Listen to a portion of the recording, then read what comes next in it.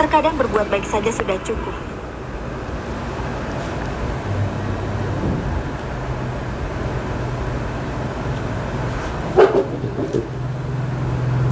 Cari Abu Ilkia.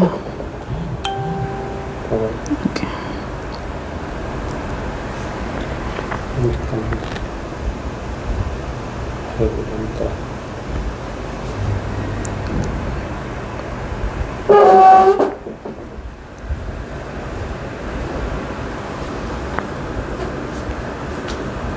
Testing suara dicoba.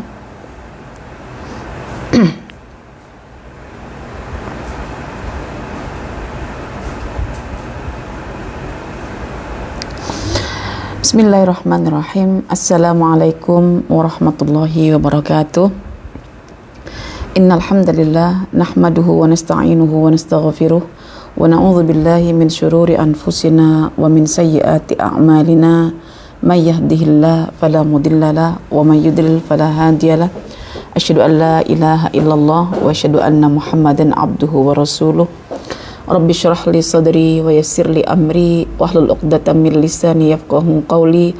Rabbi zidni ilman warzuqni fahman. Allahumma inna nas'aluka ilman nafi'an wa rizqan thayyiban wa amalan mutaqabbalan wa na'udzubika min ilmin la yanfa' wa min qalbin la yakhsha wa min nafsin la tashba wa min da'watin la yustajabu laha. Allahumma arinal haqqa haqqa warzuqna ittiba'ah wa arinal batila batila warzuqna ijtinabah. Amin ya rabbal alamin. Oke, alhamdulillah sahabat-sahabatku sekalian, para muslimat yang dikasihi oleh Allah. Malam ini kita masuk pada siri yang ke berapa? 14 ya. Pada siri yang siri yang ke-13. Pada siri yang ke-13 ini insyaallah kita akan bincang tentang keselamatan diri. Bagaimana Al-Qur'an telah menggariskan kepada kita sebuah kaidah untuk boleh menyelamatkan diri kita daripada azab, baik itu azab yang sifatnya jasadiah ataupun azab yang sifatnya itu adalah derita kejiwaan. Jadi malam ini kita akan mentadabur faedah Al-Quran surah An-Nisa, surah yang keempat, ayat yang ke-147. Baik, sekarang sahabat-sahabat sekalian sila buka Al-Qurannya, surah An-Nisa, surah yang keempat, ayat 147. A'udzubillahi minasyaitonirrajim. Bismillahirrahmanirrahim. Ma yaf'alullahu bi'adzabikum in syakartum wa amantum wa kana Allahu syakiran alima. Allah tidak akan mengazab kalian jika kalian bersyukur dan beriman. Sesungguhnya Allah itu dari dulu, sekarang, sampai yang akan datang sentiasa maha mensyukuri dan maha mengetahui. Maha benar Allah atas firman-Nya ini. Oke. Ayat tersebut yaitu ayat 147 dalam surah An-Nisa menjelaskan tentang pentingnya untuk menyelamatkan diri kita daripada azab dengan cara yang dikehendaki oleh Allah, yaitu melalui kesyukuran dan keimanan. Ramai orang ingin selamat dirinya, tapi justru menempuh jalan yang boleh membinasakan. Karena itu kita diberi petunjuk oleh Allah untuk mencari keselamatan, menghindari siksaan dengan cara yang dikehendaki oleh Allah. Tak lain tak bukan, cara itu adalah dengan bersyukur dan beriman kepada Allah. So pada surah An-Nisa ayat 147 ini memberikan satu persepsi baru kepada kita semua, yang selalunya kita memahami syukur itu adalah menggunakan nikmat itu untuk mentaati Allah ya. Ada satu perkara penting, bahwa syukur itu tidak hanya menggunakan nikmat untuk dapat mentaati Allah, untuk dapat beribadah kepada Allah, tetapi yang paling penting adalah syukur itu kita boleh maknai dengan beriman kepada Allah. Jadi ada persepsi baru yang saya dapatkan, pertama dalam tafsir Ibnu Ashur sendiri, dan yang kedua pada tafsir Al-Misbah Kemudian sebelum ini saya selalu mengungkapkan tafsir Muhammad Ratib An-Nabulsi bahwa syukur tidak mungkin terjadi tanpa adanya iman. Seolah-olah iman itu hanya dipandang sebagai satu-satunya paksi untuk bersyukur. Padahal selain pandangan itu ada yang lebih mencerahkan lagi, bahwa syukur itu sendiri dapat dikatakan sebagai paksi untuk orang beriman. Jadi awalnya syukur, jadinya beriman, lepas iman jadinya bersyukur. Jadi syukur, iman, syukur gitu. Tapi kita akan tengok level kesyukuran yang pertama dan level kesyukuran yang kedua. So kita akan lebih holistik dalam melihat arti kesyukuran, tidak bersifat sebahagian.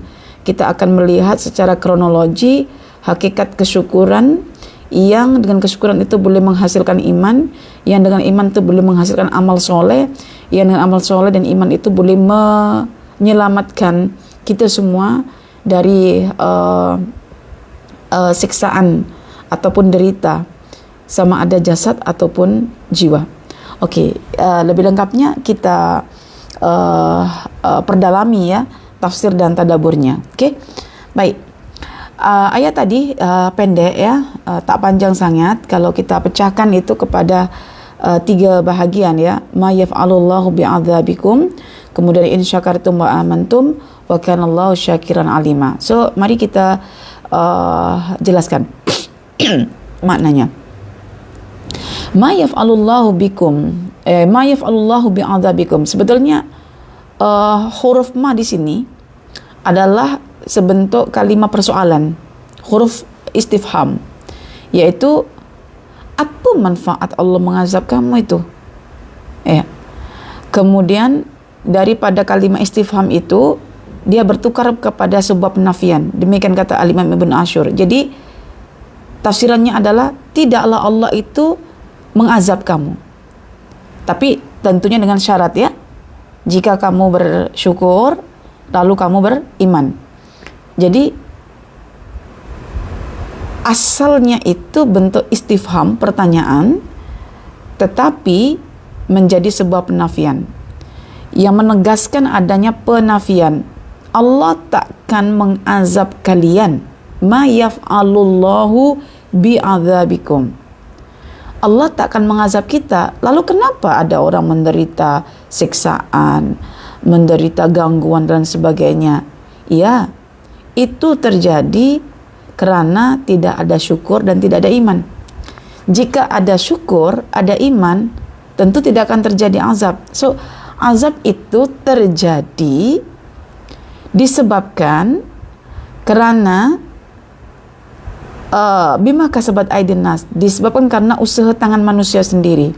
Sehingga setiap usaha manusia itu yang jahat akan kembali dalam bentuk azab. Karena itu tidak ada orang melakukan kejahatan lalu tenang jiwanya. Tak ada orang itu mengingkari wujudnya Allah lalu tentram hatinya. Tak ada. Jadi ketika mereka mengingkari Allah, ketika mereka melakukan maksiat kepada Allah, itu automatik hati dan jiwanya akan terganggu, akan gelisah, akan guncang. Jadi azab itu adalah sesuatu yang menimpa secara automatik disebabkan oleh apa? Yaitu oleh kekufuran dan juga oleh kemaksiatan. Jadi ketika kufur itu menatijahkan maksiat dan maksiat itu adalah sebuah dosa, maka dosa itu yang akan menatijahkan azab. So ada ungkapan daripada Al-Imam Ibn Qayyim Al-Jauziyah, jika kamu melihat adanya derita dalam hidupmu, itu pasti karena dosamu. Ya, itu pasti karena dosa. Dan dosa itu puncanya adalah karena kufur. Dan kufur itu lawan kepada syukur, dan syukur itu nanti yang akan boleh menghasilkan iman. Okey. Jadi kita ada nampak di sini tentang makna ma yaf'alullah bi'adzabikum. So kita masuk kepada kata azab itu sendiri. Azab di sini jangan kita cuma memahaminya sebagai satu siksaan yang dapat dideria bersifat jasadiah. Tapi azab ini dia bersifat umum, yaitu derita psikologi pun, derita kejiwaan itu juga bagian daripada azab. Dan ketika saya buka tafsiran Prof. Nabulsi dalam tafsir tadabburnya, beliau mengatakan bahwasannya azab itu tidak hanya dapat dimaknai dengan azab yang menyakiti atau menyiksa jasad manusia, tetapi azab di sini adalah azab yang bersifat psikologi. Dan ketika ayat ini ditafsirkan oleh beliau merujuk kepada salah satu ayat dalam Al-Quran ya. Saya rujukkan pandangan beliau tentang masalah azab itu, yaitu surah Asy-Syu'ara ayat yang ke-213. Okey. Pada surah Asy-Syu'ara ayat 213 itu juga ada kata azab yang boleh dijadikan sebagai penafsir kepada ayat 147 surah An-Nisa ini. Kan ayat 147 surah An-Nisa ini kan ma yaf'alullahu bi'adzabikum, Allah tidak mengazab kamu. So sekarang kita nak fahami kata azab ini, maka saya merujuk kepada tafsiran Syekh Nabulsi, yaitu tafsiran beliau mengenai azab dalam surah Asy-Syu'ara ayat 213 yang berbunyi begini, fala tad'u ma'allahi ilahan akhara fatakuna minal mu'adzabin. Kamu jangan sekali-kali menyembah Tuhan selain Allah, karena jika demikian maka kamu nanti akan termasuk orang-orang yang diazab. So ternyata azab di sini ditafsirkan panjang lebar oleh Syekh Nabulsi itu. Jadi lafaz azab pada ayat 213 surah Asy-Syu'ara itu diperkaitkan dengan syirik. Yang syirik itu tentu lawannya iman ya. Jadi iman itu lawannya syirik ya. Iman dihasilkan oleh kesyukuran dan iman itu lawannya syirik. So ternyata dalam ayat 213 surah Asy-Syu'ara, syirik itu diperkaitkan dengan azab. Jadi sebab seseorang itu diazab oleh Allah adalah karena syirik, yaitu menyekutukan Allah.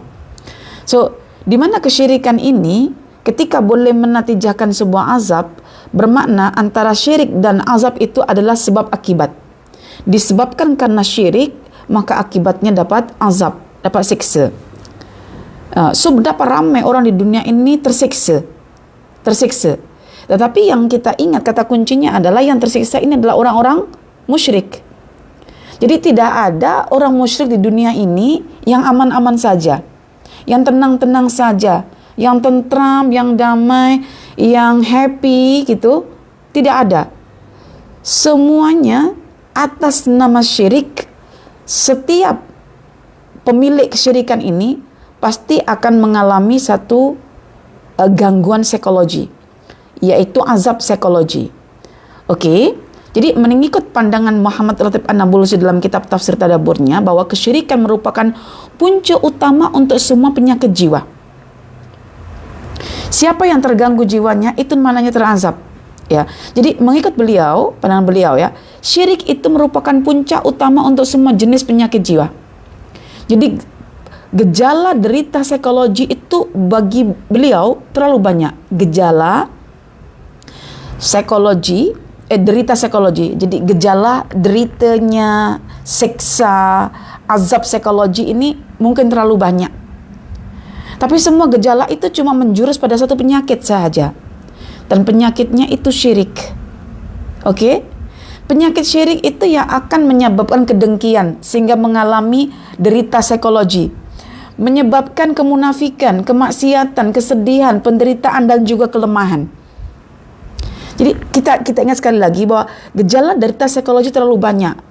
Ya, gejala-gejalanya ya kalau gejala derita psikologi, gejalanya itu ya macam dengki, benci, marah, semua itu banyak. Cuma pusat dan apa kita katakan gejala utamanya itu adalah syirik. So dari syirik inilah yang akhirnya menyebabkan kenapa orang itu mendengki, kenapa orang itu membenci, Kenapa orang itu selain dengki, benci, gelisah? Mengapa orang itu sedih? Mengapa orang itu merana? Mengapa orang itu lemah? Mengapa orang itu banyaklah kan gangguan-gangguan psikologi itu kan. Jadi ada beberapa ini ya case wanita-wanita mengalami kematian secara tragis, yaitu kematian yang sangat mengenaskan, yaitu kematian yang berangsur-angsur karena tekanan daripada derita psikologi berupa kesedihan, seperti kesedihan terhadap perangnya anak perempuannya, kesedihan terhadap perilaku suaminya, kesedihan terhadap tekanan-tekanan kerjanya. Jadi perempuan ini mengalami satu kematian yang tragis gitu. Jadi ini kematian yang disebabkan oleh gejala derita psikologi, yaitu adanya kesedihan atau kemurungan disebabkan oleh faktor-faktor yang ada di sekitarnya yang ia tak boleh menerima. Dia tak boleh menerima itu karena tadi itu ada penyakit yang boleh menjadikan dia tak boleh menerima. Penyakit itu yang dikatakan dengan syirik. Dan ubat daripada syirik itu cuma satu, yaitu tauhid, beriman kepada Allah sebagai satu-satunya Tuhan di alam semesta ini. Jadi ubat penyakit syirik ini cuma tauhid. Lalu tauhid itu sendiri boleh dibina melalui tafakur terhadap alam semesta dengan menggunakan potensi intelektual yang ada, dan juga dengan cara tadabur terhadap ayat-ayat Al-Quran, juga dengan menggunakan potensi intelektual. Bagi sesiapa yang sudah pernah mengikuti kelas Ustazah potensi asani takwim, akan mudah untuk recall data-data yang pernah Ustazah sampaikan itu. Cuma puan-puan, kadang kita ingin bersyukur, tapi bila kita bagi potensi apa yang kita boleh bersyukur, pada tidak mau datang gitu, tak mau untuk belajar tentang benda-benda yang kita rasa itu sebagai akar perbincangan, usul perbincangan, tetapi kita ini selalu dijadikan sebagai kategori orang awam ya. Ustazah coba mengentaskan keawaman itu. Jadi Ustazah bawa kepada satu kajian yang kepada akar, kepada grassroots-nya. Bagaimana kita nak melihat sesuatu itu kepada usulnya, bukan kepada furuk, cabang-cabangnya. Dan orang ramai berbicara tentang cabang, tapi berbicara tentang akar atau usul asal ini agak kurang suka gitu. Jadi bila kita dah tahu tentang potensi ahsani takwim manusia, kita tahu bagaimana mengguna potensi itu, bermakna di situlah kita dikatakan sebagai orang bersyukur. And then bila kita dah syukur, kita akan menghasilkan perkara yang paling asas, yang tanpa perkara ini apapun yang kita lakukan dekat dunia, nothing. Perkara itu disebut dengan keimanan. So nanti kita akan bincang pada frasa berikutnya. Okey, karena itu Allah Subhanahu Wa Taala sendiri telah merekodkan dalam Al-Quran, dalam surah Ali Imran ayat 151 itu ya. Sanulqi fi qulubil ladzina kafaru ru'ba bima asyraku. Kami akan menimpakan ke dalam hati orang-orang kufur itu perasaan gak takut, yaitu satu gangguan atau derita psikologi berupa ar-ru'ba, ketakutan. Mengapa? Bima asyraku, disebabkan karena orang-orang kafir ini telah menyekutukan Allah. So mereka kufur ini adalah menutup nikmat potensi intelektual, dan akhirnya mereka itu musyrik, yaitu menyekutukan Allah. Jadi kalau ada kufur, mesti pasangannya akan ada syirik. Dan lawannya adalah ketika ada syukur, mesti akan ada iman. Jadi perhatikan baik-baik surah Ali Imran tadi itu, ayat 151. Sanulqi fi qulubil ladzina kafaru ru'ba bima asyraku. Derita psikologi berupa panik, ketakutan yang mencekam itu hanya akan Allah campakkan ke dalam hati orang-orang kufur, yaitu kufur nikmat, yang menyebabkan mereka itu akhirnya menjadi musyrik. Ketika mereka syirik, menyekutukan Allah, itulah yang Allah bagi akibat, yaitu berupa azab. Jadi syirik akan menatijakan azab. Karena itu sesiapa yang memilih untuk syirik, dia akan mendapatkan azab. Azabnya di sini adalah derita psikologi.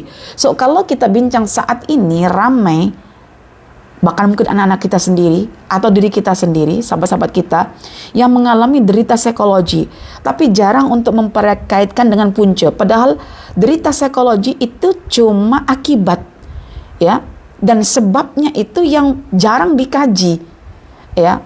Ramai orang berusaha untuk mengobati derita psikologi itu dengan pelbagai tips seperti travel, healing.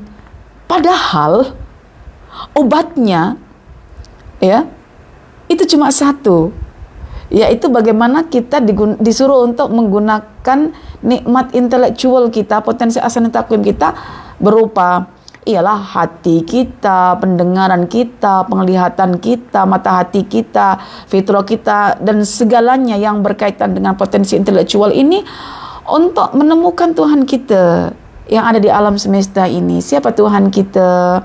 Kemudian akhirnya kita tahu Tuhan kita itu Allah, dan kita tahu Allah itu wajibul wujud, dan kita tahu Allah itu adalah satu-satunya Tuhan yang layak disembah, dan kita tahu Allah itu memiliki nama-nama yang indah, sifat-sifat yang mulia, yang kita kena meneladani sifat-sifat itu, ya, baru kita akan rasa tenang. Kalau kita tenang, kita boleh bagi ketenangan pada orang lain.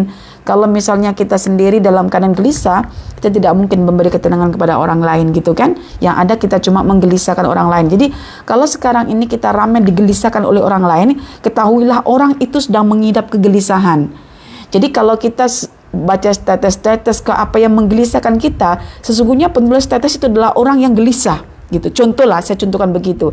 Jadi tidak mungkin kita yang gelisah boleh menenteramkan orang. Tentu kita kalau nak tenteramkan orang, kita kena tentram dulu, dan ketentraman itu puncanya ada pada ketauhidan kita. So kita boleh melihat sekarang gejala-gejala derita psikologi itu kadang banyak penyebabnya, antaranya adalah medsos, media sosial, kan, dengan status-status ataupun info-info yang membuat kita jadi gelisah. So disitulah akhirnya kita trigger dengan emosi kita, muncul suasana kejiwaan yang murung, yang depresi, yang down, frust dan lain sebagainya. So kita banyak faedah kita dapatkan dalam Al-Quran bila kita betul-betul menghargai hak-hak Al-Quran. Kita mengkaji lafaznya, kita kaji susunannya, kita kaji tafsiran yang muktabar, baru kita renungkan, kita rumuskan, kita buat big why, dan kita rumuskan how to-nya. Itu baru dikatakan kita mentadabur. Oke? Jadi jangan anggap Ustazah tinggi sangat. Tidak, kita nak mengentaskan masalah kita hari ini, kan, betul tak? Oke, jadi kita mesti dalam menafsir itu, ketika kita mentadabur, kita akan menciptakan big why. Kenapa sebetulnya, kan? Baru kita akan ada how to untuk menyelesaikan masalah itu. So seolah-olah Quran ini menampilkan problem solving. So problemnya kita tahu, dan bagaimana kita nak menyelesaikan problem itu mengikut kaedah Al-Quran. Oke, baik. Waalaikumsalam warahmatullahi wabarakatuh. Selamat. Okey. Kemudian kita masuk pada frasa bagian yang kedua. In syakartum wa amantum. Okey, penafian azab itu, penafian hukuman itu, siksaan itu cuma dengan dua syarat.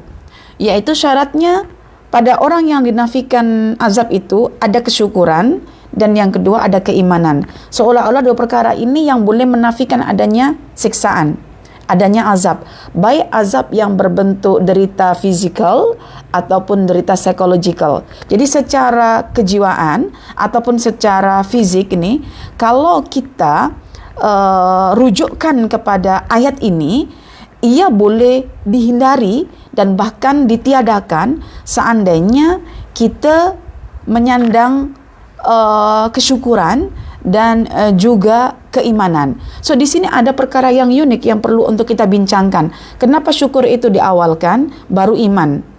Sebelumnya kita bincangkan syukur itu diawalkan sebagai akibat, dan iman itu diakhirkan sebagai sebab ya. Jadi akibatnya itu diawalkan, sebabnya diakhirkan. Itu pandangannya Syekh An-Nabulsi. So sekarang kita lihat pandangannya bukan Syekh An-Nabulsi, yaitu pandangannya Al-Imam Ibn Ashur dan juga pandangannya Muhammad Quraish Shihab dalam tafsirnya. Oke. In syakartum wa amantum, syukur itu didahulukan daripada iman, sebab kesyukuran itu boleh membawa seseorang pada keimanan. Baru kali ini saya dengar penafsiran seperti itu. Iya, saya juga baru. Ya, sebelum ini yang saya pegang punya Ratib Nabulsi.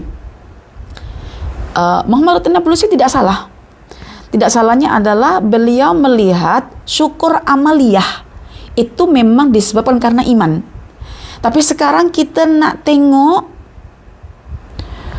kesyukuran yang kita katakan kesyukuran yang boleh membawa pada keimanan. Kita akan tengok bahwa iman di sini adalah level pertama daripada kesyukuran seorang hamba terhadap Tuhannya. Demikian kata Al-Imam Ibn Ashur. Jadi syukur itu punya level. Level pertama kesyukuran adalah beriman kepada Allah. Jadi beriman kepada Allah itu jarang kan dimaknai sebagai syukur kan. Selalunya syukur itu dimaknai sebagai ketaatan atau amal soleh dengan menggunakan nikmat-nikmat yang Allah berikan. Kesyukuran itu lebih kita maknai dalam orientasi ibadah jasadiah. Seperti kita sholat, kita katakan syukur. Seperti kita infak, kita katakan syukur. Seperti kita baca Al-Quran, kita katakan syukur dan lain sebagainya. Cuma di sini akhirnya kita akan dapat perspektif baru bahwa kesyukuran itu diawalkan karena syukur itu boleh menatijahkan iman. So pertanyaannya adalah syukur yang seperti apa yang boleh menghasilkan iman? Oke. Syukur seperti apa yang boleh menghasilkan iman adalah syukurnya seorang hamba ketika menggunakan potensi intelektual untuk menemukan Tuhannya itu siapa.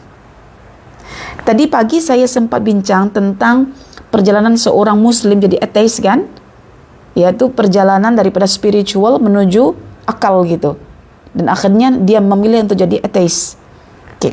Sekarang ini sebelum kita bincang tentang ritual dalam Islam, kita akan bincang perkara yang krusial dulu, yaitu basic daripada amal seorang mukmin. Basicnya adalah iman ya. Jadi kita tadi bertanya kan, kesyukuran yang seperti apa yang boleh membawa kepada keimanan sehingga iman itu dikatakan sebagai martabat awal kesyukuran atau level pertama daripada kesyukuran seorang hamba terhadap Tuhannya, yaitu bagaimana kita menggunakan nikmat potensi intelektual kita berupa pendengaran, penglihatan, hati untuk berfikir menemukan Tuhan kita, bahwa di sebalik alam semesta ini ada wajibul wujud, mesti ada yang wajib wujudnya, yaitu Tuhan. Dan Tuhan itu siapa? Tuhan itu adalah Allah. Dan Allah siapa? Allah itu adalah satu-satunya Tuhan yang esa, yang layak untuk disembah. Dia punya nama dan dia punya sifat-sifat yang mulia. Oke. Kita menemukan itu melalui apa? Melalui nikmat potensi intelektual, yaitu potensi asani takwim. So kita ketika gunakan mata kita untuk melihat ayat-ayat Tuhan, ketika kita gunakan telinga kita untuk mendengar ayat-ayat Tuhan, ketika kita gunakan hati kita untuk merespon, memikirkan ayat-ayat Tuhan, untuk menghasilkan satu pengetahuan, dan pengetahuan itu menghantar kita pada sebuah pengenalan siapa sebetulnya zat yang ada di sebalik alam semesta ini. Apakah alam semesta itu menciptakan dirinya sendiri, ataukah alam semesta itu wujud tanpa adanya pencipta? Am khuliqu min ghairi syai'in am humul khaliqun? Apakah alam itu wujud dengan sendirinya, atau alam itu mencipta dirinya sendiri? Dan ada seorang sahabat yang bernama Jubair bin Mut'im. Jubair bin Mut'im ini adalah seorang musyrik. Tatkala dia mendengar bacaan surah At-Tur yang Rasulullah baca, hampir hatinya itu melayang. Karena tatkala itu dalam surah At-Tur Rasulullah baca, am khuliqu min ghairi syai'in am humul khaliqun am khalaqus samawati wal ard bal la yuqinun. Jadi dalam surah At-Tur itu Allah berfirman yang dibaca oleh Nabi, adakah alam semesta itu tercipta dengan sendirinya tanpa ada pencipta? Ataukah alam semesta itu mencipta dirinya sendiri? Adakah alam semesta itu yang menciptakan langit dan bumi? Sedangkan orang-orang musyrik tak pernah yakin pun yang alam semesta itu menciptakan dirinya sendiri. Orang-orang musyrik kalau ditanya siapa yang menciptakan langit dan bumi, Allah. Jadi masuk ayat itu Jubair bin Mut'im hatinya terbang katanya. Selepas itulah dia beriman kepada Allah. Jadi potensi intelektual dia, pendorong intelektual dia berupa fitrah, fuad ya, mata hati, penglihatan, pendengaran, hati yang connect dengan Al-Quran membuatkan dia menemukan Tuhannya, sehingga Jubair bin Mut'im masuk Islam. Dan ketika dia masuk Islam karena reason, karena logik berfikir dia. Jadi kita sendiri kan tidak mungkin ya, misalnya perempuan semua tengok saya ada laptop di sini, apakah laptop ini menciptakan dirinya sendiri? Kan? Apakah laptop ini wujud tanpa ada yang mencipta? Ataukah laptop ini boleh menciptakan jenis-jenis laptop yang lain? Itu kan jadi pertanyaan kan?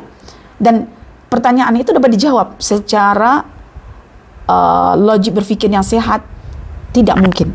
Ketika tidak mungkin, maknanya yang wujud itu adalah Allah. Dan ketika yang wujud itu adalah Allah, betulkah Allah yang wujud? Kita cek dalam Al-Quran. Kita gunakan potensi intelektual kita. Bila kita rujuk dalam Al-Quran, ternyata awal-awal Quran itu sudah mencabar kita. Wa in kuntum fi raibim mimma nazzalna ala abdina fa'tu bi suratin min mithli. Jika kamu memang ragu Quran itu benar, maka kamu buatlah Quran yang semisal. Tak payah Quran semisal 10 surah saja, tak payah 10 surah, 1 surah saja. Dari dulu sampai sekarang cabaran itu tidak pernah ada yang merespon, yang menjawab. Maknanya Quran itu adalah kitab yang benar. Ketika kita percaya pada benarnya Al-Quran, so kita akan percaya kepada yang menyampaikan Quran, yaitu siapa? Nabi Muhammad. Ketika kita percaya pada Nabi Muhammad, so pasti kita akan percaya kepada yang disampaikan oleh Nabi Muhammad, yaitu Tuhan alam semesta adalah Allah Subhanahu wa taala. Dan Tuhan yang layak disembah cuma Allah Subhanahu wa taala. Dan yang layak disembah ini karena memiliki nama dan sifat yang indah, baik dan sempurna. Lalu kita diajak untuk memperhati keindahan Allah, kebaikan Allah, kesempurnaan Allah yang terbentang luas di alam semesta. Time kita menggunakan potensi intelektual kita untuk merenung siapakah Allah, bagaimana sifat-sifatnya dan juga nama-namanya, lalu kita beriman, lalu kita yakin, disitulah kita dikatakan sudah bersyukur. Syukur karena menggunakan potensi intelektual. Kesyukuran jenis ini yang tidak ada pada Muslim abad ini, yaitu ramai anak-anak dikatakan Muslim, hanya Muslim warisan, tapi bila ditanya mukmin, baru mereka fikir mukmin, iman, apa iman itu? Betul tak? Karena itu ketika mereka tidak faham tentang konsep iman, bila mereka diargue imannya, kau ini beriman ke? Ya iyalah aku beriman. Buktinya aku kan solat. Solat itu Islam. Zakat itu Islam. Puasa itu Islam. Haji itu Islam. Syahadat itu Islam. Tetapi iman yang berpaksi kepada potensi intelektual untuk menemukan Tuhan kita, itu yang tidak ada pada kebanyakan umat manusia saat ini. Apa dalilnya? Boleh rujuk ya, nanti saya rasa ada bagi tahu ya sebelum ini ya. Bila Allah bincang tentang potensi intelektual itu, mesti di hujungnya ada kata qalilan ma tashkurun. Coba tengok dalam surah Al-Mulk, dalam surah As-Sajdah, dalam surah Al-Mu'minun. Kalau Allah sebut as-sama'a wal absar wal afida, mesti qalilan ma tashkurun. Amat sedikit kamu bersyukur, yaitu pakai potensi tersebut sesuai dengan tujuan penciptaannya. Tujuan diciptakan potensi intelektual itu adalah untuk menemukan Tuhan kita. Maka Al-Imam Ibnu Qayyim mengatakan bahwasannya melalui pendengaran, penglihatan dan hati engkau boleh temukan Tuhanmu. Jadi kalau Kalau Allah sudah menutup pendengaran kita, menutup hati kita, menutup penglihatan kita, memang kita akan tersesat. Ya. Ketika Allah itu waja'ala ala sam'ihi wa qalbihi, itu khatama ala sam'ihi wa basarihi, dikhatam, ditutup, kemudian ke atas pandangannya itu ada ghishawah, yaitu juga dinding yang menutup. Jadi mata tak boleh menemukan Tuhan, telinga pun tak boleh mendengarkan tentang wujudnya Tuhan, bahkan hati tak boleh memikir tentang Tuhan. So akhirnya kufur nikmat, tertutup nikmat itu, seperti mana kata kafar itu menutup, akhirnya kufur itu menghasilkan syirik, yaitu penyekutuan terhadap Allah. Kalau misalnya kita syukur, kita membuka nikmat tersebut, kita menggunakannya, maka akan menghasilkan iman. Iman lawannya syirik, syukur lawannya kufur. Dan kita dah bincangkan bahwa lawan kufur adalah syukur. La in syakartum la azidannakum wa la in kafartum inna adzabi lasyadid. Jadi syukur lawannya kufur. Siapa yang tak syukur bermakna dia kufur. Siapa yang kufur bermakna dia tak syukur. Kan penting ya. Dan ketika orang itu kufur, mestinya dia akan syirik. Dan lawannya adalah ketika orang itu syukur, pasti dia akan iman. So di sini akhirnya kita boleh ambil sebuah dalil dalam Al-Quran, surah An-Nahl ayat 78. Wallahu akhrajakum min butuni ummahatikum la ta'lamuna syai'a wa ja'ala lakumus sam'a wal absara wal af'ida la'allakum tashkurun. Perhatikan di sini, ini untuk semua orang, tak kisah kafir, mukmin, munafik. Time dilahirkan ibunya tak ada ilmu sama sekali, tapi Allah bagi laluan ilmu untuk semua jenis manusia, pendengaran, penglihatan dan juga hati, supaya manusia itu boleh gunakan ini semua itu untuk menemukan Tuhannya. Jadi syukur itu jangan difahami bahwa dasarnya itu iman dulu gitu. Jadi syukur itu dapat difahami sebagai penggunaan nikmat potensi intelektual atas dorongan fitrahnya untuk menemukan Tuhannya siapa. Karena setinggi-tinggi ilmu, jika ilmu itu tidak menghantar kita kepada kalimat la ilaha illallah, maka itu bukan ilmu. Makanya ketika Allah bincang ilmu, akan diikat dengan kalimat la ilaha illallah. Perhatikan puan-puan ya, tuan-tuan sekalian, dalam Al-Quran surah Muhammad ayat yang ke-19, fa'alam annahu la ilaha illallah. Baru wastaghfir lidambik. Fa'alam, maka ketahuilah. Apa nilai pengetahuan yang perlu kita tahu di sini? Annahu la ilaha illallah. Bahwa di alam semesta ini tidak ada ilah, tidak ada yang layak disembah, kecuali cuma Allah sahaja. Karena itu wastaghfir lidambik. Baru lisan kamu mengucapkan istighfar. Kalimat tauhid dulu. Jadi syukur tidak mesti berpaksi kepada iman. Ya, kalau syukur ini dimaknai dengan penggunaan nikmat potensi asani takwim bagi menemukan Tuhan. Siapa Tuhan di sebalik alam semesta ini? Tetapi syukur yang bermaksud amal soleh, yaitu ibadah, dia memang kena berpaksi kepada iman. Jadi kita boleh bayangkan, syukur terhadap potensi intelektual menghasilkan iman. So iman ni level syukur yang pertama. Dari iman akan menghasilkan amal. So amal ini dikatakan sebagai level syukur yang kedua. Dan akan dicabang-cabangkan kepada jenis amal-amal yang lain. Amalan harta benda ke, amalan jasad ke, amalan jiwa ke, semua akan dipecah-pecahkan. Begitu ya, sahabat-sahabat sekalian. Awal mulanya kita mungkin bincang, nah kita nak buat simple-simple lah. Tetapi itu yang saya bagi tahu, Quran ini kalau diteliti, dikaji, dia menawarkan pemikiran yang detail. Tadi saya mengajar dan saya tak tahu ternyata ada salah seorang peserta baru. Saya fikirkan orang awam itu suka yang surface gitu, tapi dari sini saya memahami bahwa yang belajar itu sebetulnya bukan orang awam sebetulnya. orang yang sudah ada maklumat dan ingin mendalami. So dia kata, saya suka pendekatan yang dari big picture kemudian dikronologikan sampai mengakar ke bawah. Saya kata, puan siapa sebenarnya kan jarang-jarang ya kalau begini itu. Oh, ternyata dia seorang lecturer dekat UiTM. Okey. Sedangkan ilmu terhasil melalui potensi intelektual itu okey. Tadi kita dah faham ya, semua manusia ketika dilahirkan oleh ibunya mereka jahil. So Allah bagi potensi keilmuan yang namanya pendengaran, penglihatan dan juga hati untuk digunakan. Ketika digunakan itu tak siapa saja orang kafir yang gunakan kafir karena dia di persekitaran orang kafir, orang mukmin ke karena dia di persekitaran orang mukmin, orang muslim ke, kalau mereka sama-sama ingin mencari kebenaran dan gunakan potensi intelektual itu, so itu dikatakan sebagai syukur, pakai nikmat potensi intelektual untuk menemukan Tuhan yang ada di sebalik alam semesta. Okey, baik. Okey, dan di sini saya nak nyatakan bahawa mengikut Al-Imam Ibnu Ashur, keimanan kepada Allah dan sifat-sifatnya adalah level pertama kesyukuran seorang hamba kepada Tuhannya. Ingat bahwa iman itu adalah level kesyukuran pertama, karena itu dia diletakkan selepas syukur. Maka syukur itu sebab dan iman itu adalah akibat, sebab akibat.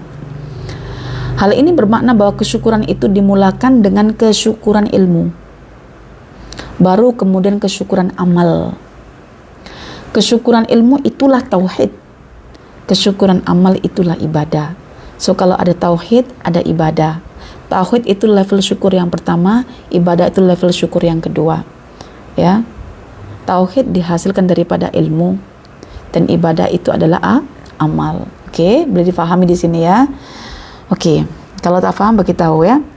Surah Muhammad ayat yang ke-19 ya.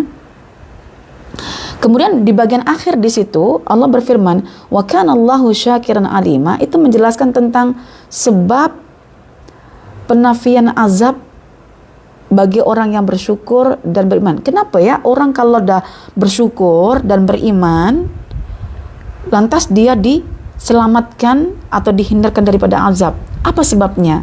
Kan tadi kan gini ya, iman dan syukur syarat untuk selamat dari azab. Mengapa ketika orang itu beriman dan bersyukur atau bersyukur lalu beriman boleh menghindarkan dirinya daripada azab? Sebab Allah itu syakir, Allah itu alim. So bagian akhir itu menjelaskan tentang sebab mengapa orang kalau sudah bersyukur dan beriman itu selamat daripada azab. Apa sebabnya? Gitu kan? Artinya tidak secara automatik bahwa ketika kita bersyukur dan kita beriman terus selamat daripada azab. Syukur dan iman cuma syarat. Tetapi yang membuat syarat ini jadi sah dan menghindarkan pemilik syarat ini daripada azab adalah karena Allah itu syakir alim. Jadi sebab penafian azab bagi orang yang bersyukur dan beriman adalah karena Allah itu Tuhan Asy-Syakur, ya, Tuhan Al-Alim. Okey. Oh, disebabkan karena Allah itu bersyukur, maka Allah menyelamatkan hamba-hambanya yang bersyukur ini daripada derita jasadiah ataupun derita kejiwaan, ya kan, daripada azab. Okey, sekarang kita nak tengok di sini ya, ungkapan wa kana Allah. Wa kana Allah, kana itu kalau dah disebut ya, kalau kita rujuk pandangan Ibnu Atiyah ke pandangan ahli bahasa, itu kalau dah disebut kata huruf kana itu bukan hanya menjelaskan tentang masa lalu, tetapi dari dulu sampai sekarang dan yang akan datang. Yang namanya Allah itu akan sentiasa syakiran, mensyukuri amal-amal hamba-hambanya, sama ada kecil ataupun besar, dan juga maha mengetahui siapa yang layak untuk disyukuri amalnya. Tidak semua jenis amal, baik amal yang sifatnya ilmiah ataupun amal yang sifatnya itu jasadiah, dibalasi oleh Allah. Allah lihat dulu, Allah kena tahu dulu. Kalau amal ilmiahnya ke amal jasadiahnya itu bukan ikhlas karena Allah, ya tidak akan terjadi pelipat gandaan, tidak akan terjadi respon yang baik daripada Allah untuk orang ini gitu. Jadi ketika ada kata alimah itu membuat kita jadi waspada. Tapi bila sebut syakiron, kita jadi termotivasi, seolah-olah wa kanallahu syakiron alima gitu. Maksudnya kita dibuat bahagia. Allah itu dari dulu, sekarang sampai yang akan datang itu akan sentiasa membalasi amal-amal kesyukuran, baik yang amal kesyukurannya bersifat ilmiah tadi itu ataupun ibadah, itu akan dibalasi oleh Allah.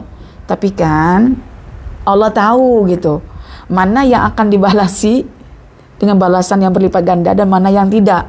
Karena itu tidak semuanya. Karena itu apapun yang kita lakukan dalam proses mensyukuri nikmat Allah, pastikan niatnya. Kalau awal kita mencari kebenaran, niat kita hanya mencari kebenaran gitu kan, maka Allah bagi kebenaran. Kalau misalnya kita niatnya sudah beribadah kepada Allah atas dasar iman kita, sudah niatnya lillahi ta'ala, maka disitulah Allah kata aliman, bahwa dirinya itu tahu orang ini ikhlas dalam menggunakan nikmat yang Allah bagi itu untuk Allah sahaja, karena Allah Ta'ala sahaja. Inna salati wa nusuki wa mahyaya wa mamati lillahi rabbil alamin la syarikalah. So Allah akan lipat gandakan. Jadi begitu ya. Saya tertarik dengan kenyataan yang disebutkan oleh Al-Imam Ibnu Qayyim Al-Jauziyah, bahwa ketika Allah itu dikatakan asyakir ya, yang memiliki sifat kesyukuran, maka Allah itu tidak hanya dikatakan asyakur, tetapi Allah itu juga al-ghafur. Maksudnya begini, asyakur itu kan Tuhan yang membalasi amal yang sedikit jadi banyak. Tapi al-ghafur itu kan Tuhan yang mengampunkan dosa yang banyak dan memperkecil jadi sedikit. Jadi amal kita yang serba sedikit itu dilipat gandakan oleh Allah. Tapi dosa yang kita terlalu banyak itu dihilangkan oleh Allah. Karena Allah itu ghafur, maka dosa kita yang banyak diampunkan oleh Allah. Karena Allah itu asyakur, amal kita yang sedikit itu dilipat gandakan oleh Allah. Maka kan best kan ya. Makanya ada ungkapan gini, jika tanaman itu boleh tumbuh subur hanya dengan sedikit air, ketahuilah tanaman itu adalah tanaman yang bersyukur. Jika ternak itu boleh gemuk hanya dengan sedikit rumput, ketahuilah itulah ternak yang bersyukur. Jadi ketika kita boleh mengembangkan diri kita dengan sedikit nikmat yang ada, itulah namanya syukur. Makanya ada ungkapan daripada orang yang bijaksana dan juga bijaksini,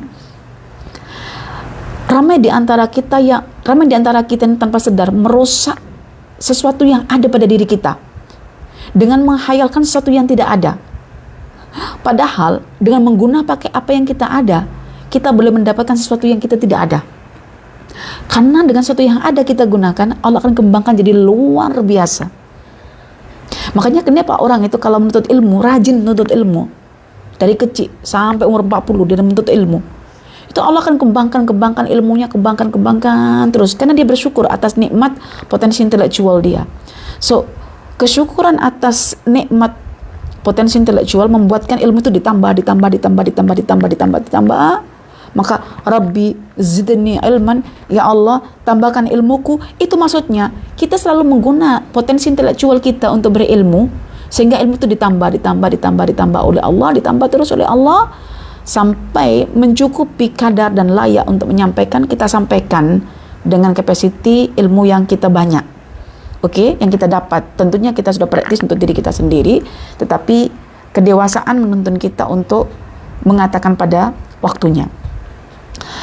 Okey, jadi dari sini sahabat-sahabat sekalian, kita akhirnya mengenal faedah ayat 147 surah An-Nisa ini, ya, bahwa kesyukuran itu boleh menggiring hati seseorang untuk beriman kepada Allah, sehingga keimanan tersebut boleh menyelamatkan dirinya dari azab, baik azab yang sifatnya fizikal ataupun sifatnya adalah psikis. Maka persoalan yang ditimbulkan adalah bagaimana cara kita, ya, ini how to-nya kan.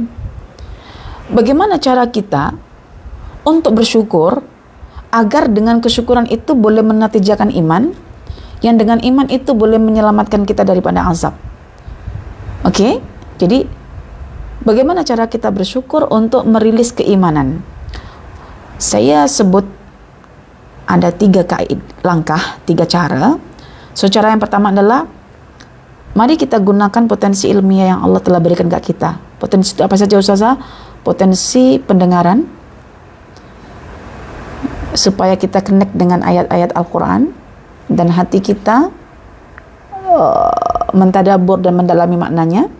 Mari kita gunakan potensi penglihatan kita untuk melihat ayat-ayat Allah yang terbentang, nama-nama Allah yang indah yang terbentang, sifat-sifat Allah yang mulia yang terbentang. Mari kita connectkan dengan mata hati kita, dan mari kita jadikan fitrah kita untuk boleh menemukan Tuhan yang Esa di sebalik alam semesta itu. Dan mari kita gunakan hati kita yang sudah ada ayat-ayat Al-Quran itu untuk menafsirkan nama-nama Allah yang indah, sifat-sifat Allah yang mulia yang ada di alam semesta. Itu namanya menggunakan potensi ilmiah yang Allah bagi. Kemudian yang kedua, gunakan potensi amalia. Karena saya nak bagi tahu nih, saya nak bagi kronologi kesyukuran membawa pada keimanan, keimanan membuahkan ibadah. So so keimanan itu level syukur yang pertama. So ibadah itu level syukur yang kedua. Okey. So selepas kita gunakan potensi intelektual, so mari kita gunakan potensi amaliyah, itu potensi untuk beramal. Potensi amaliyah di sini ada melibatkan jiwa kita, nafsu kita yang memiliki abdi, prajurit, namanya anggota tubuh badan yang dihidupkan oleh ruh yang masuk dalam jasad kita. Kita gunakan potensi amaliyah ini untuk beribadah kepada Allah Subhanahu wa taala, untuk mengabdi kepada Allah Subhanahu wa taala, untuk mentaati perintah Allah dan menghindari larangan Allah Subhanahu wa taala. So di sini kita meluaskan jangkauan kesyukuran dari awalnya adalah keimanan, ya, menuju amal soleh, daripada tauhid menuju ibadah, ya. Selepas kita tahu bahwa keimanan itu adalah bentuk kesyukuran kita yang pertama, maka tentu kita nak follow up keimanan itu dengan amal soleh. So amal soleh inilah yang kita digesa oleh Allah untuk menggunakan potensi jasad kita, jiwa kita yang boleh kita arahkan untuk mentaati perintah Allah.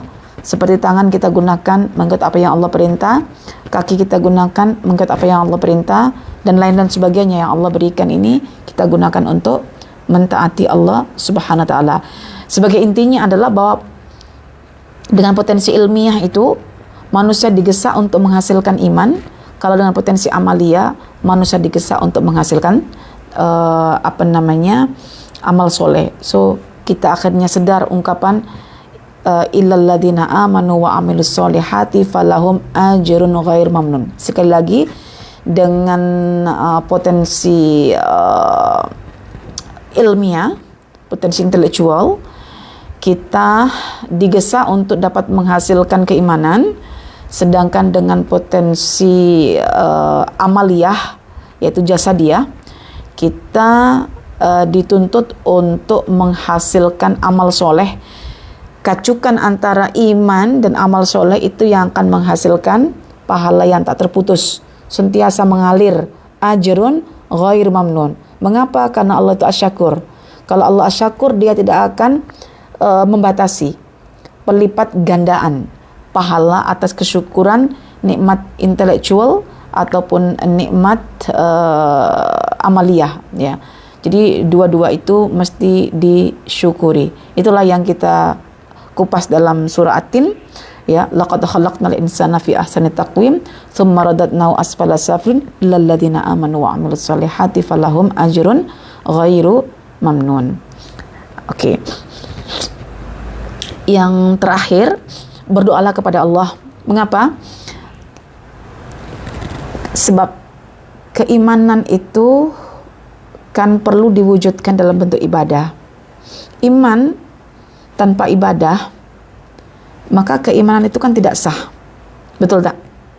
Iman tanpa ibadah itu imannya tidak sah. Setiap keimanan pasti menuntut adanya ibadah, kan? Kalau ada tadi la insya ma yaf'alullahu bi'adzabikum in syakartum wa amantum. Allah tidak akan mengazab kalian jika kalian bersyukur, lalu syukurnya kalian boleh menghasilkan iman. Kita kena tahu bahwa iman sahaja tanpa ada ibadah itu jadi zindik, itu kufur juga. Karena itu iman ini tetap memerlukan adanya manifestasi, yaitu ibadah. Maka keimanan tanpa ibadah tidak sah. Setiap keimanan pasti menuntut adanya ibadah, betul tak? Sedangkan ibadah itu tanpa ada pertolongan Allah tidak akan terwujud. Kalau kita kata iyyaka na'budu, mesti pasangannya wa iyyaka nasta'in. Iyyaka na'budu wa iyyaka nasta'in. Sebab kalau kita nak beribadah kepada Allah, selepas kita sudah beriman kepada Allah, selepas kita sudah alhamdulillahirabbil alamin arrahmanir rahim maliki yaumiddin, itu kan kita sudah percaya Allah, kan? Sudah beriman pada Allah, kan?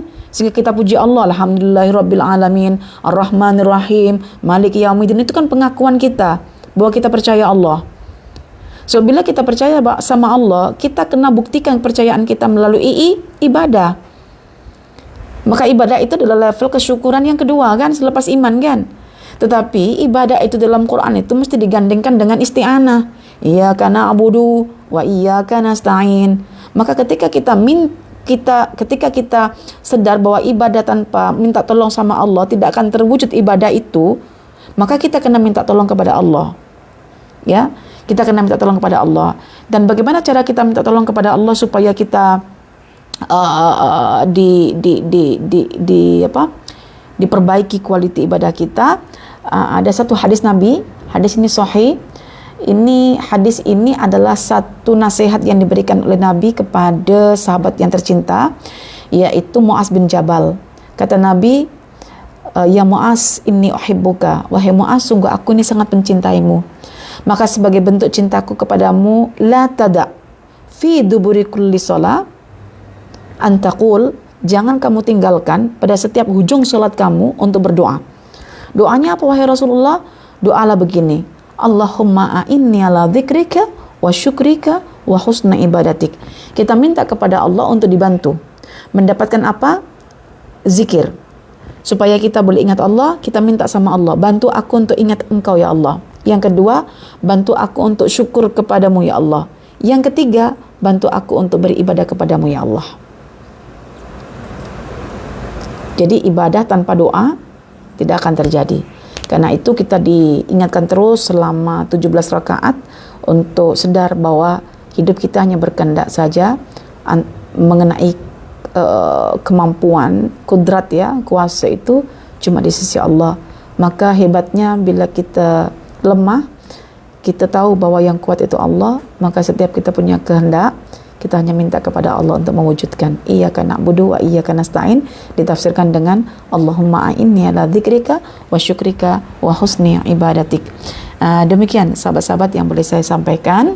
Semoga selepas ini kita semuanya dianjakkan oleh Allah untuk apa? Untuk lebih mengenal tentang prinsip utama dalam kesyukuran, bahwa syukur yang utama adalah kita menemukan Tuhan kita dulu, kita beriman pada Tuhan kita dulu, baru lepas kita beriman kita dibantu Allah untuk beribadah kepadanya.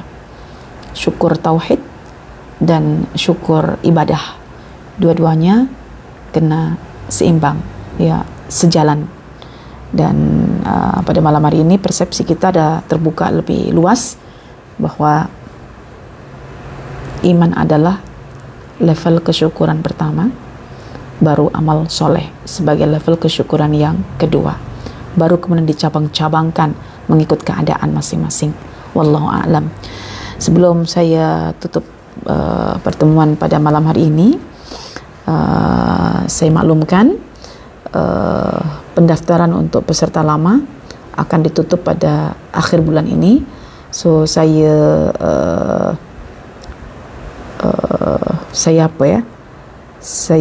meminta perhatian supaya diambil kira lah untuk segera melakukan pendaftaran